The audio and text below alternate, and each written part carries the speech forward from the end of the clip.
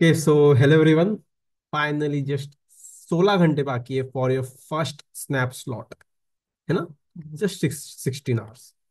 So I hope you all are ready with preparation and I hope सबने mocks देना भी बंद कर दिया है। ठीक है, अभी कोई भी मॉक्स नहीं देगा। एट मैक्स तुम क्या कर सकते हो? Sectional if you want to, पढ़ाई करने की इच्छा हो रही है तो सेक्शनल एंड रिवीजन, बस यही दो चीजें करो। कोई भी मॉक्स नहीं देगा। ठीक है, अब ये वीडियो में बात करेंगे व्हाट इफ स्नैप 24 का जो स्लॉट वन है, अगर वो टफेस्ट आया तो, या फिर काफी टफ आया तो, है ना? अब देखो, दो चीजें हो सकती। एक तो वो स्नैप 22 के लेवल का आ सकता है, ठीक है, एट वर्स्ट, या फिर स्नैप 23 लेवल का, है ना? अब अगर सपोज स्नैप का स्लॉट वन टफ होता है, तो एक बार ध्यान में रखो, अगर तुम देखोगे स्नैप 22, है ना, was tough, definitely SNAP 22 was tough then SNAP 23। But SNAP 22 में ऐसा नहीं हुआ कि स्लॉट वन बहुत ही टफ है, स्लॉट टू बहुत ही इजी है, और स्लॉट थ्री बहुत ही इजी है। लाइक ऐसा कभी नहीं हुआ है। अगर स्नैप 22 टफ था, तो across all the three slots tough था। हाँ, वो अलग बात है कि across the slots difficulty very करी। आई रिपीट, ये बात प्लीज समझो, across the slot difficulty very करिए बिल्कुल, है ना? बट ऐसा नहीं होगा, let's say one stands for easy and 10 stands for tough. Okay, let's assume that ऐसा नहीं हुआ कि स्नैप 22 मेरे टाइम पे स्लॉट वन लेट्स अगर हार्ड आया, इसकी डिफिकल्टी लेट्स से 7 थी, तो इसकी भी डिफिकल्टी अराउंड 7.5 या 6.5 के बीच में थी। बट ऐसा नहीं हुआ कि स्लॉट वन 7 है तो स्लॉट टू की डिफिकल्टी 4 है, नहीं, ऐसा नहीं हुआ, है ना? So this is very key point to note. If I have to take an example 23, snap 23 was easy, है ना? snap 23 was easy. So if I compare all the three slots, let's say slot 1 was on the easy level, let's say 4 या 5, तो ऐसा नहीं हुआ कि slot 2 was on 7 और 8, नहीं, ऐसा नहीं हो। ये भी अराउंड 4.5 to 5.5। तो अगर तुम देखोगे, all I am trying to say, अगर इजी आएगा, ठीक है, तो इजी आएगा तो सारे स्लॉट्स इजी लेवल पे आएंगे। अगर टफ आएगा तो सारे स्लॉट्स अप्रॉक्स टफ लेवल पे आएंगे। सेम नहीं, थोड़ा बहुत वेरी करेगा, ठीक है, थोड़ा बहुत वेरी करेगा, बट ऐसे ड्रास्टिक चेंज नहीं आएगा 1 और 7 का, है ना? So it will very. But अगर स्लॉट वन टफ आया, तो तुम्हें एक बात ध्यान में रखना है कि स्लॉट टू स्लॉट थ्री भी डिफिकल्टी उसी लेवल की आ सकती है डेफिनेटली। सो तुम्हें यहाँ पे क्या करना है, बट आई होप क्या करने से पहले तुम्हें समझा होगा 1 और 10 का लॉजिक, कि अगर स्लॉट वन टफ आएगा तो स्लॉट टू स्लॉट थ्री भी काइंड ऑफ उसी लेवल पे आ सकता है। तो ये मत सोचना कि यार स्लॉट वन टफ आया तो मैं बिल्कुल अटेम्प्ट नहीं करूंगा, स्लॉट टू में पूरा अच्छे से करूंगा, नहीं।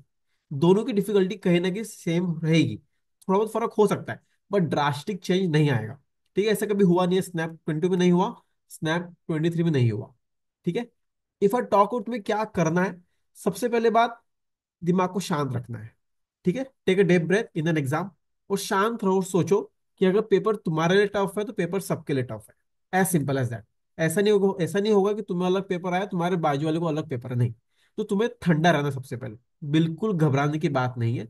जस्ट अज्यूम कि हाँ, पेपर जो लेट से स्नैप 22 के लेवल के आसपास का है, and as discuss cut off was around 38 पे, अच्छा परसेंटाइल 99 परसेंटाइल, तो मुझे इतने मार्क्स एटलीस्ट स्कोर करना है, अगर तुम्हें लग रहा है कि पेपर काफी ज्यादा डिफिकल्ट है ना? Second point, stick to your strategy.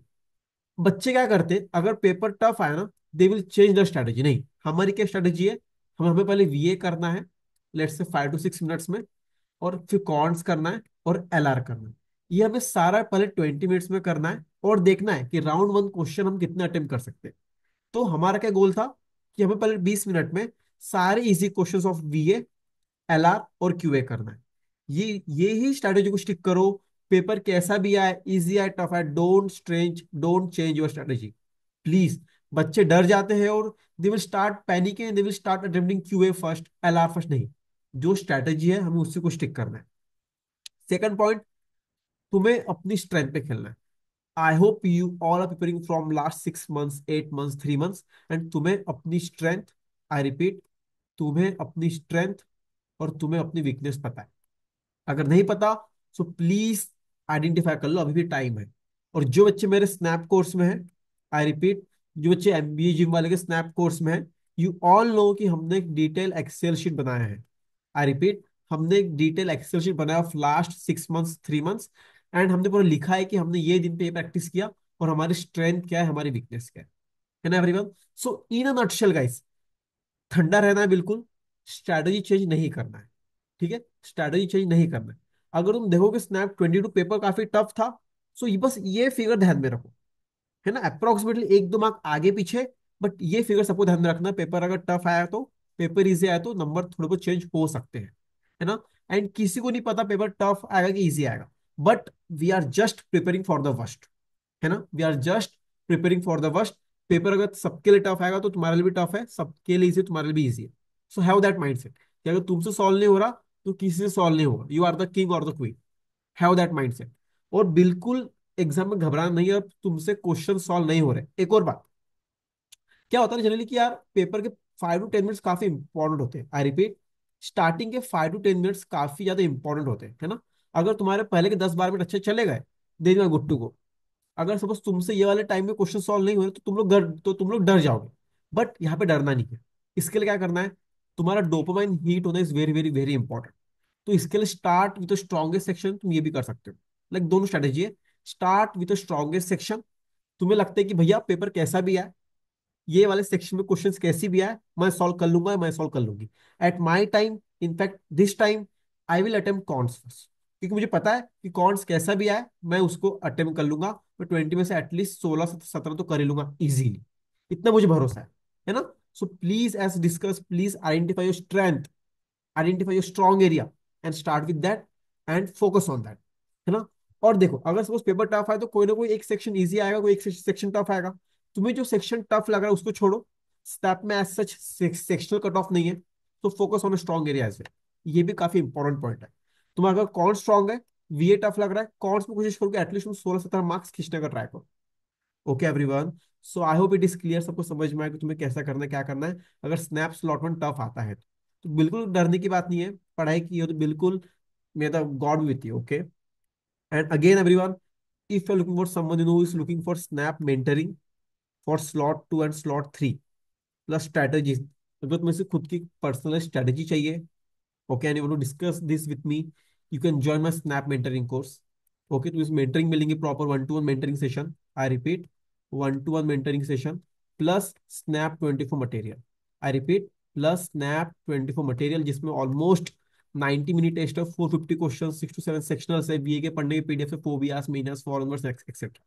You can just WhatsApp on 9404108191। So I hope everyone सबको क्लियर हुआ।